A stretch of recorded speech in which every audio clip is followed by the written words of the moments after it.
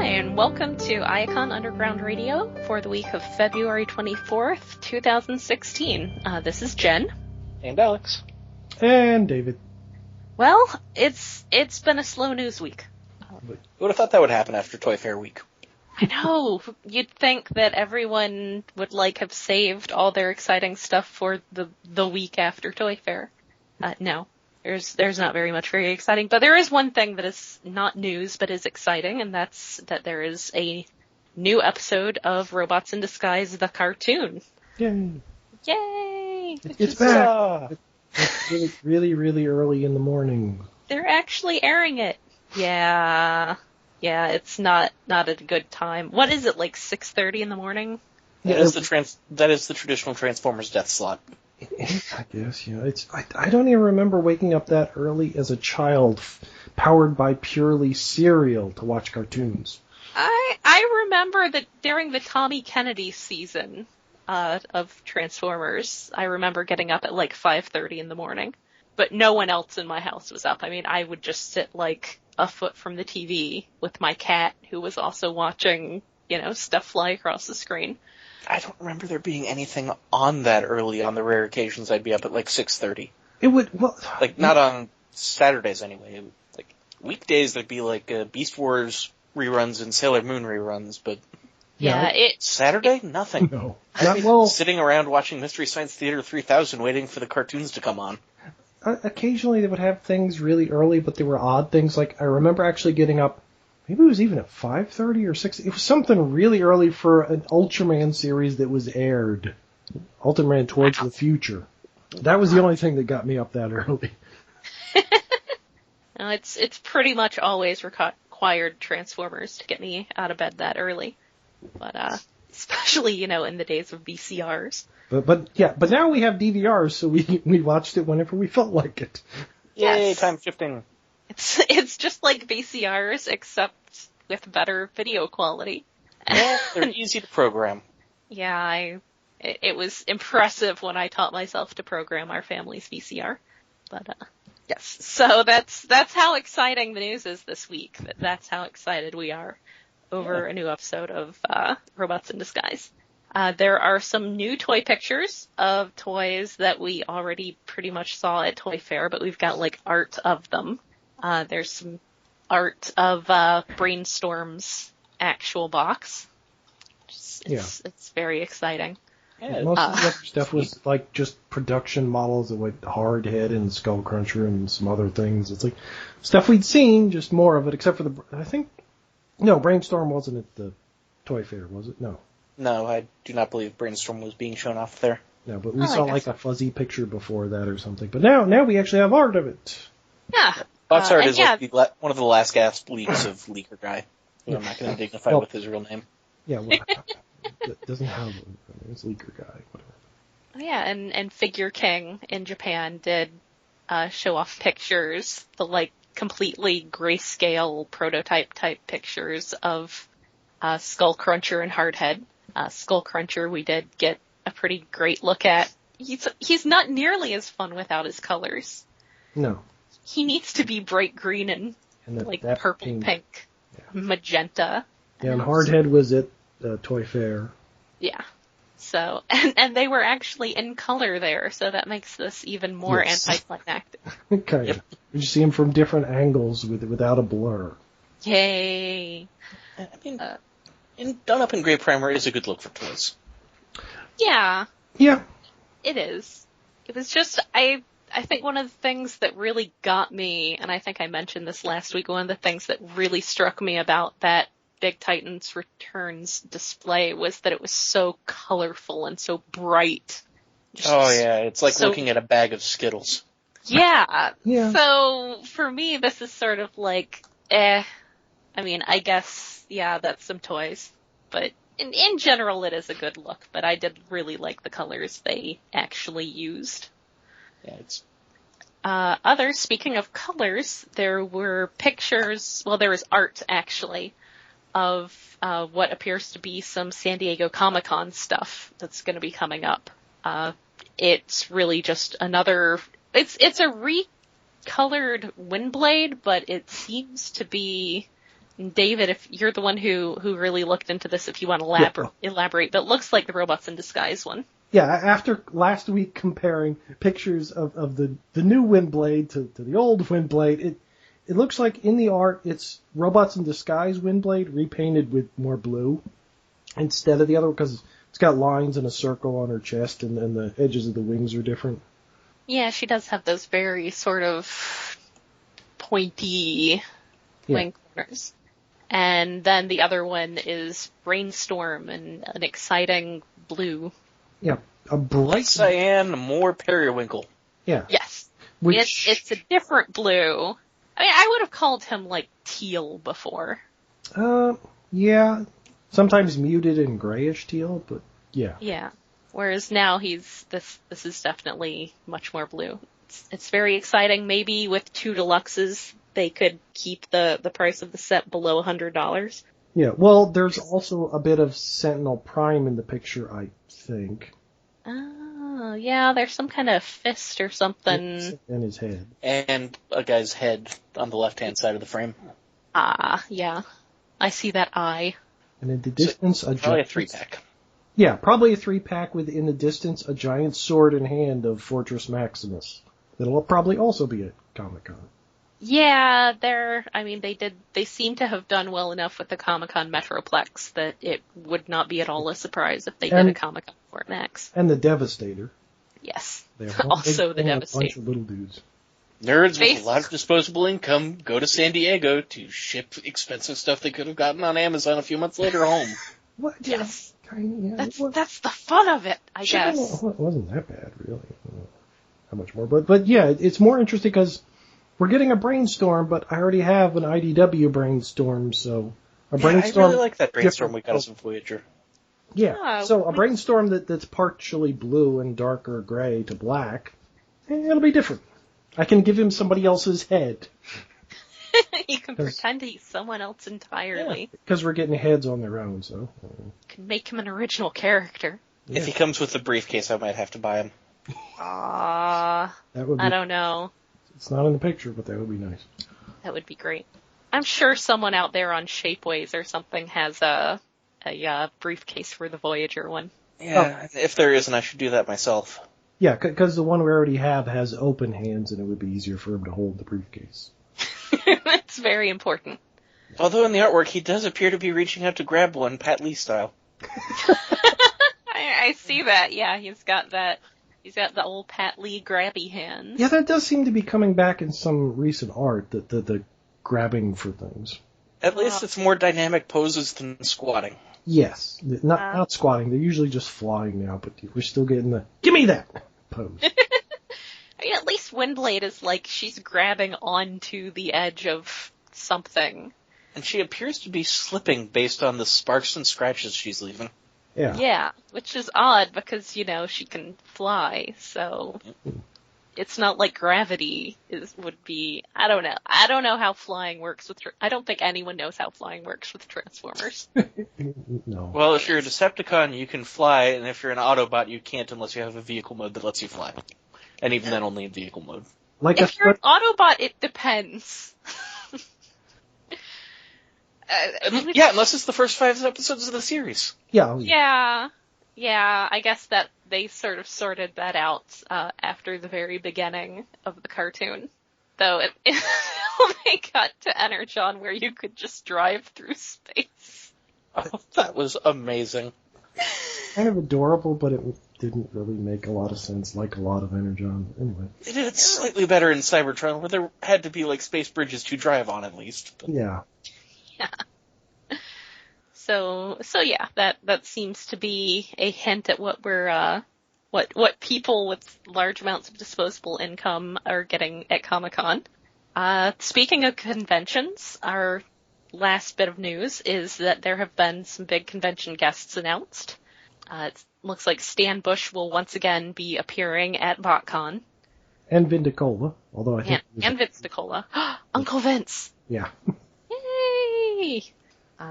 So that's, I don't know if, it would be pretty great if Vince put out another CD, but I don't know if they're, through the convention, but I don't think Fun Pub is actually interested in that sort of ridiculous side paraphernalia. Yeah.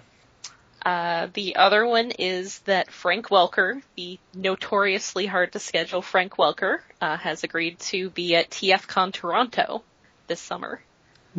Nifty. So, was it BotCon he was at, like, last year? I believe so, yeah. It was a recent one, if not last year. But so, they played it up as a big deal with the VIP packages and stuff. Yeah, of course they did. So maybe he decided, he tried it and he liked the whole convention thing. It's nice being recognized once a year. Yeah, having people... Well, as soon as he talks to someone, you realize he's Freddy. But apart from that, yeah. So yeah. He doesn't look like Freddy, though, so you're just kind of, throughout the entire conversation, it would just be, where do I know that voice from? Instead of actually recognizing him. Yeah. John Stevenson was at a BotCon a while back, and he had that sort of thing where his speaking voice was just Mr. Slate from the Flintstones. And it was so weird.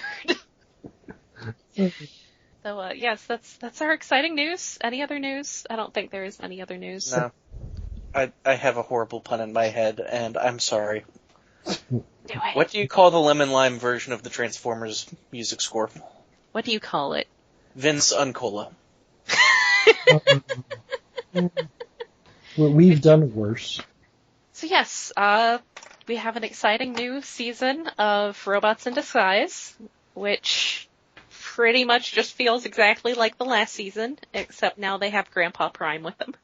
Oh, Grandpa. Yeah, I have not finished last season. I did watch the premiere of this season, and I feel like I'm mostly caught up. Yeah. As a result, Yeah. Prime is Grandpa instead of Ghost, has whatever power he used to MacGuffin away the bad guy from last season ripped out of him, and now he is the old Bruce to Bumblebee's Batman Beyond Terry McGinnis. Oh, Which yeah. is appropriate. Well, yeah, only it's old Bruce who wants to be in the field still. Yeah. I'll lead the away mission. Oh, Grandpa's legs hurting him. Oh, hang on. I'll lead the party though. Give me a sec. Oh. Take some leave. The Daring Mountain Rescue as Grandpa dangles from a ledge.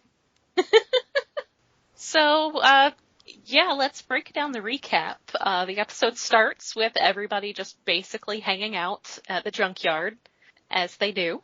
It's been a couple weeks, as we find out, as Bumblebee mentioned, since they fought Megatronus. Nothing much is really going on.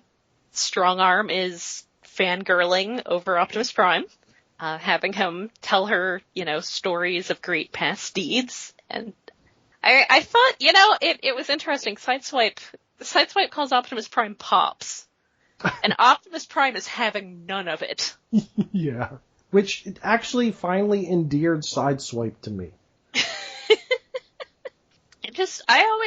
I don't know, Prime always seemed more easygoing than that to me, but I suppose Prime has always been a little more rigid. Stiff. Good at the speeches and very stiff. Yeah, he's kind of humorless in Prime, and I haven't seen as much of him in this series, but it seems to continue through that. Well, he hasn't. But this, I personally interpreted him as he's being a dick to Strong Arm, and kind of to me too. Excuse to chew him out. Yeah, kinda.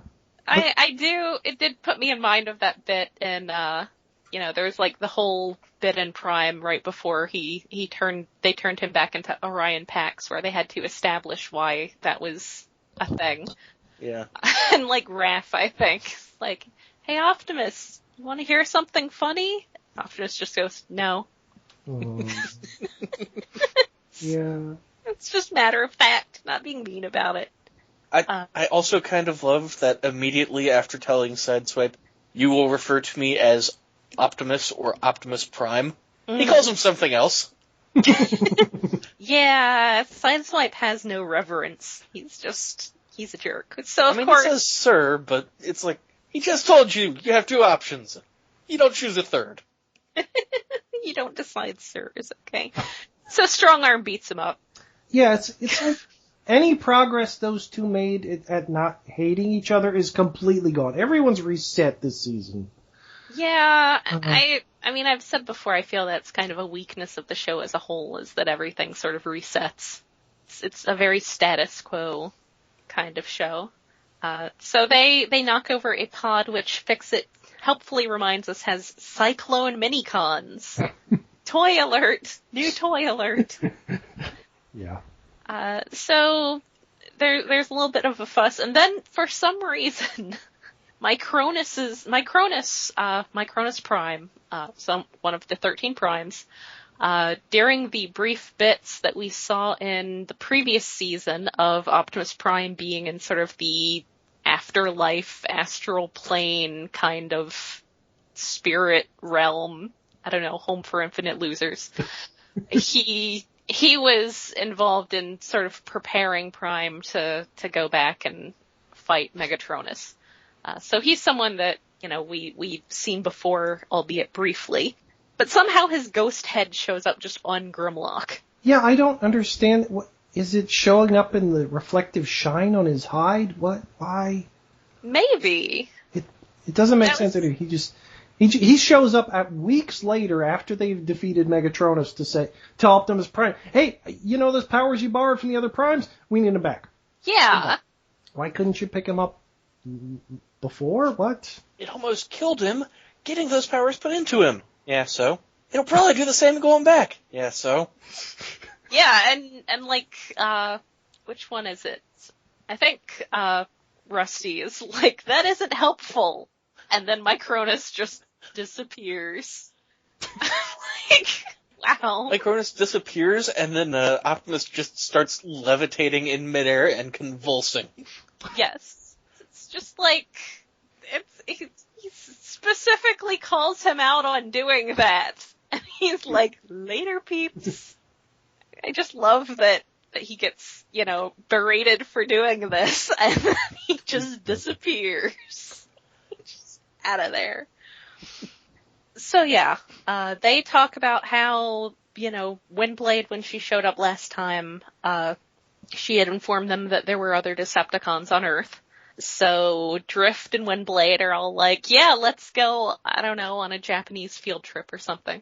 We're stealthy, we're fast, we can go take care of the international ones while you guys stay here and make sure we don't need to make that many more background scene assets. Yes. I was kind of sad that Drift and Windblade did not actually just GTFO to Japan. Well, that could have been Mount Fuji. I'm pretty sure they specifically said it was the Arctic. Yeah. But yeah, Could have been Hokkaido. Fair enough.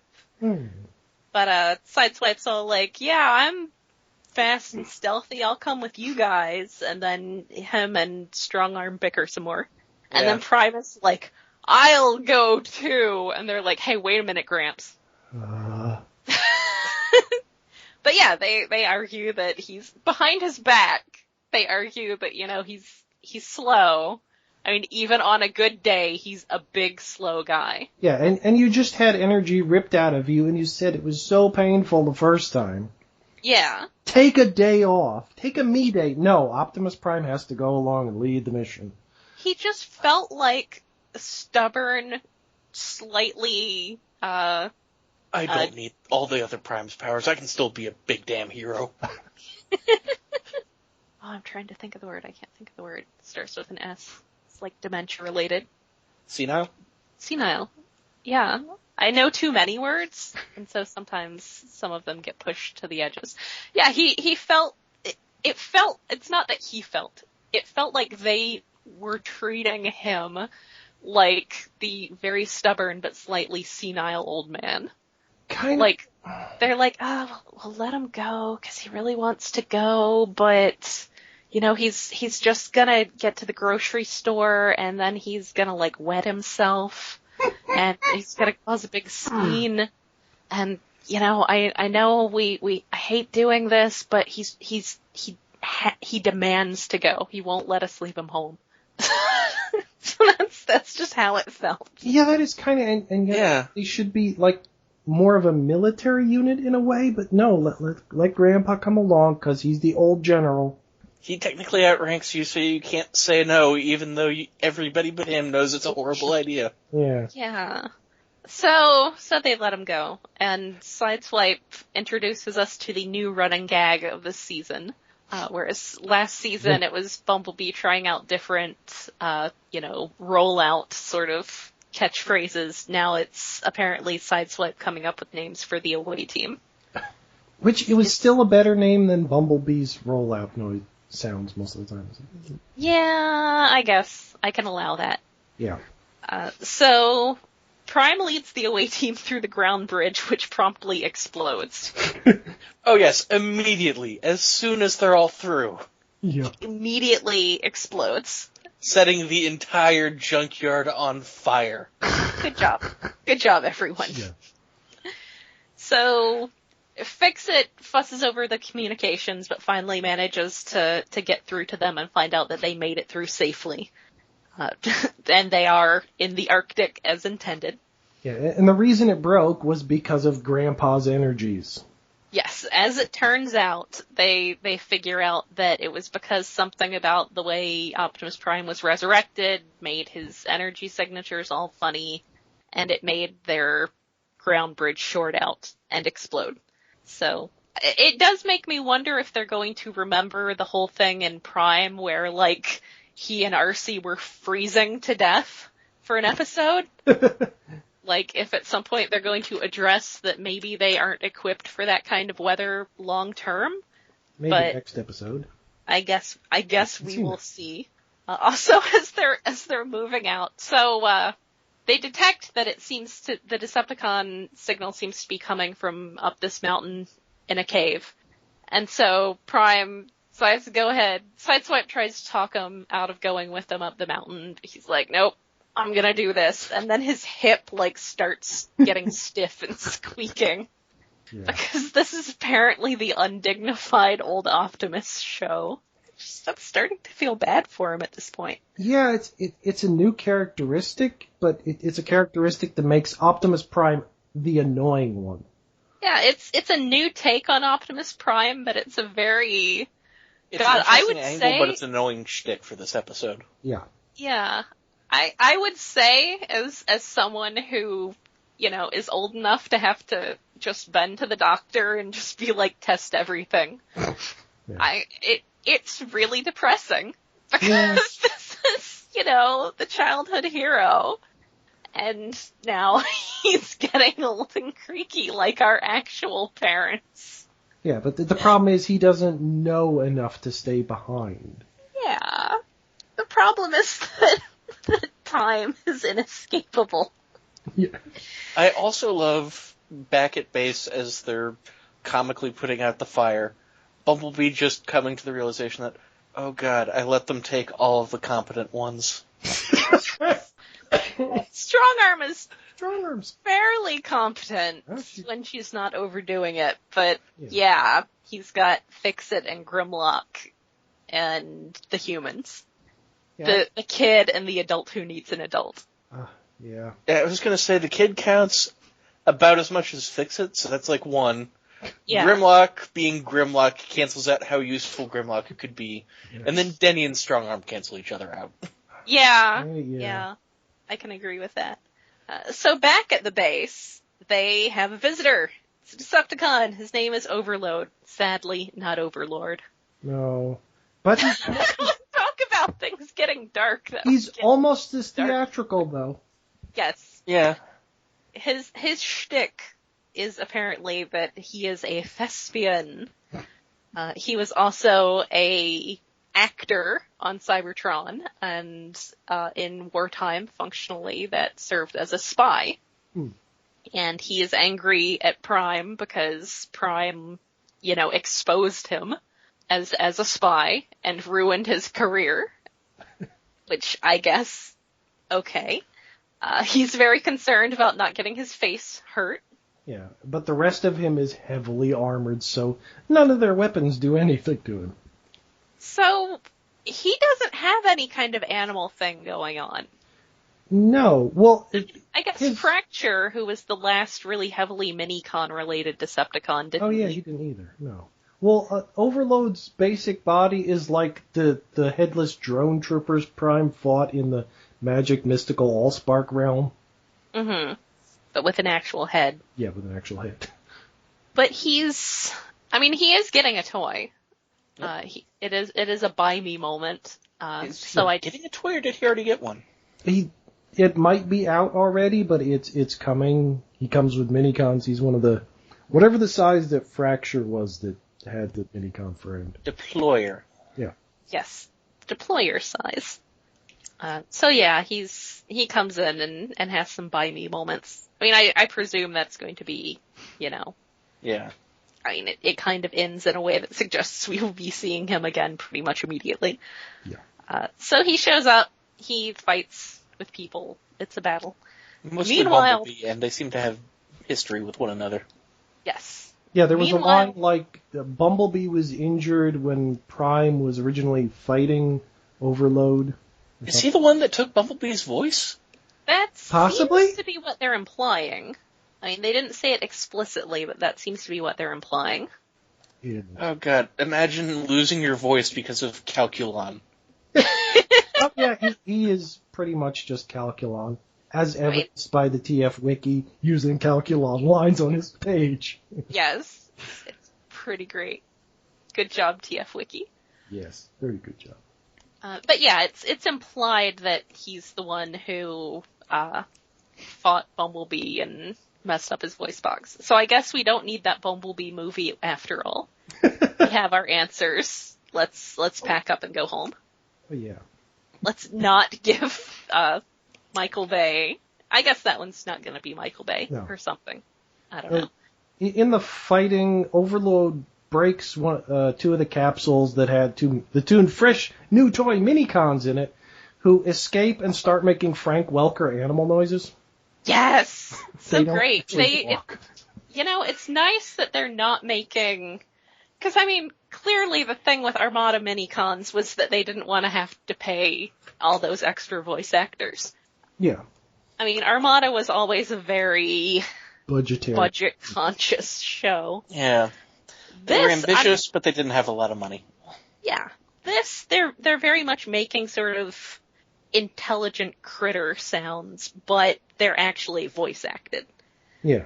So they're... Whoever they are. Someone else in the cast, just make some noises. Yes. Also, during the fight, there is a moment where they go back to the Arctic for a moment, and we see the Decepticon they're fighting there, who really just looks like a battle beast. Yeah, he looks like a polar bear. I think he might actually just be like a remold of the model of Steeljaw. Maybe. The chest is similar anyway. Yeah, he's got he's pretty much just white and grays and, very monochrome.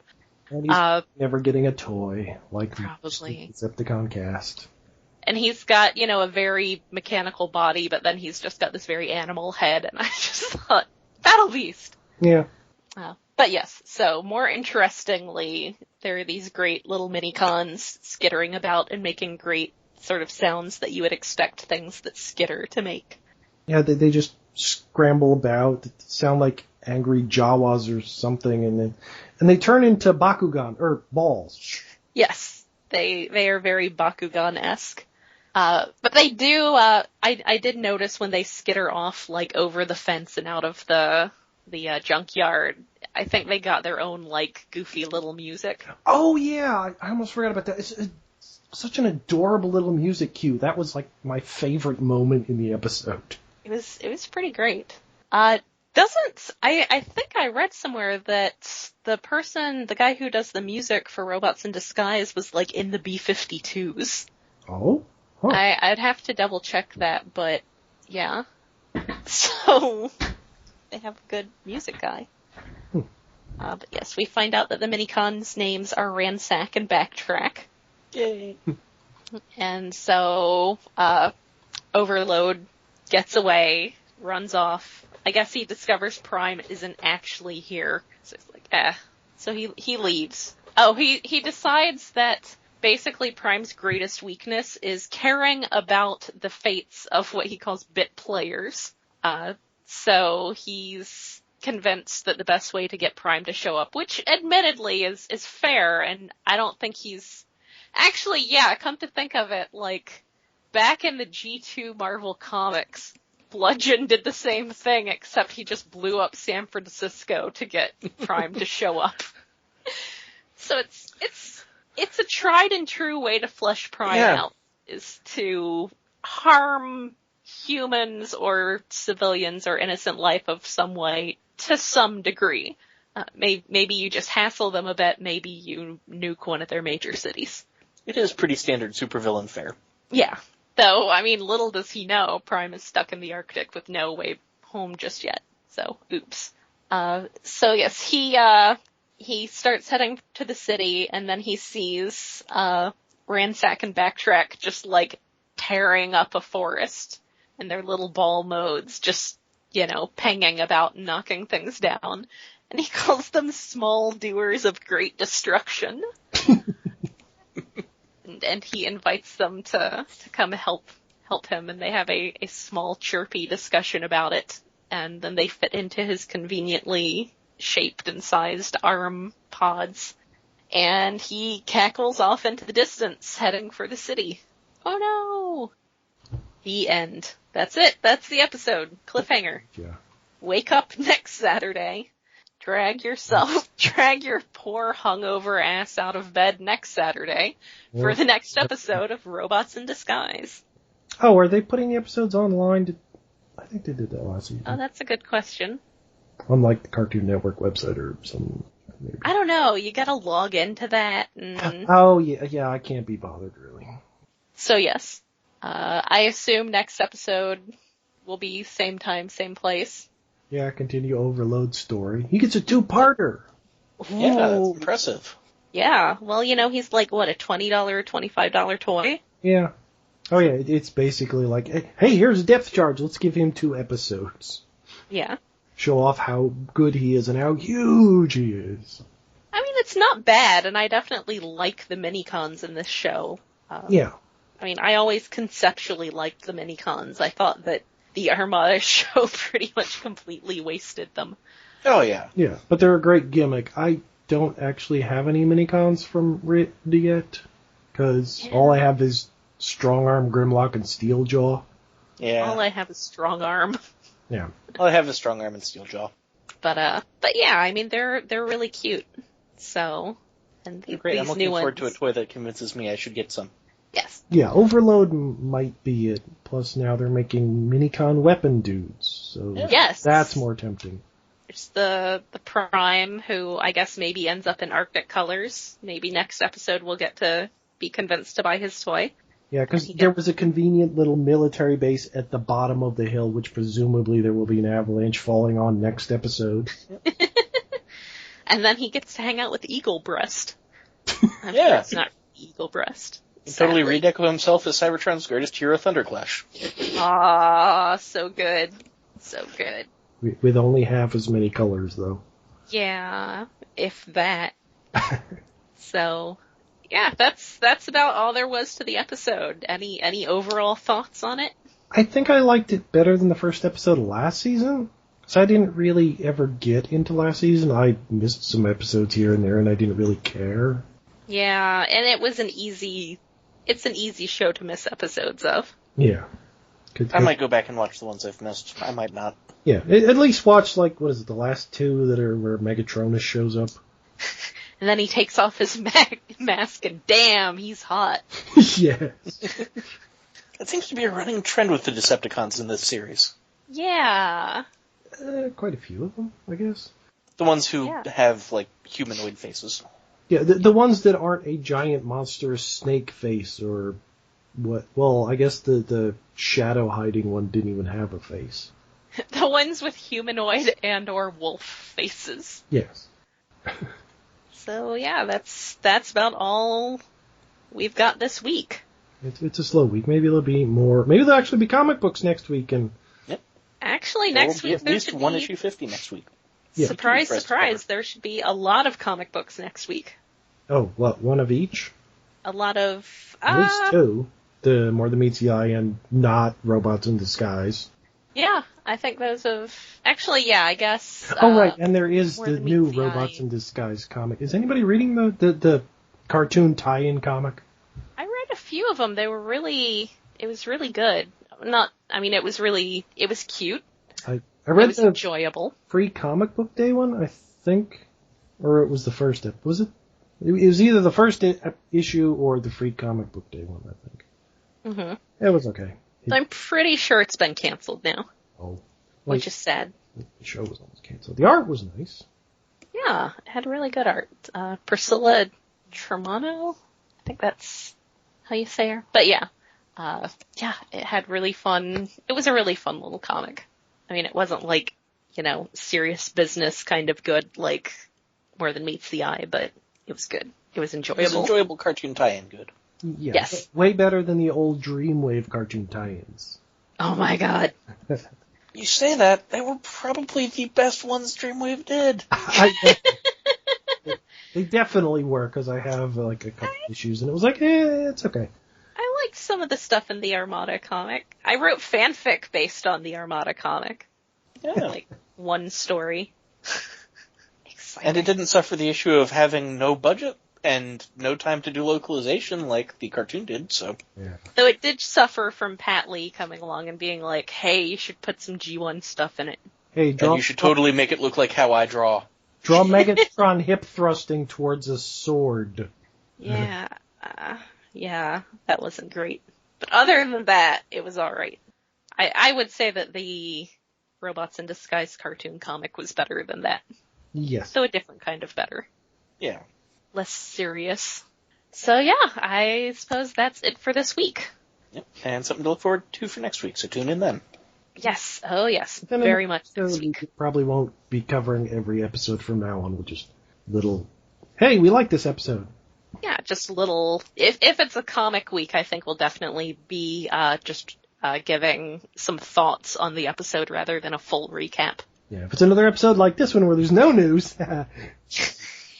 And there's no comic. Yeah, we're just filling for time. Yep, so people can hear our wonderful voices. Well, until next week, when you will have plenty of our wonderful voices to hear, this is Jen. And Alex. And David. Yay, we did a podcast.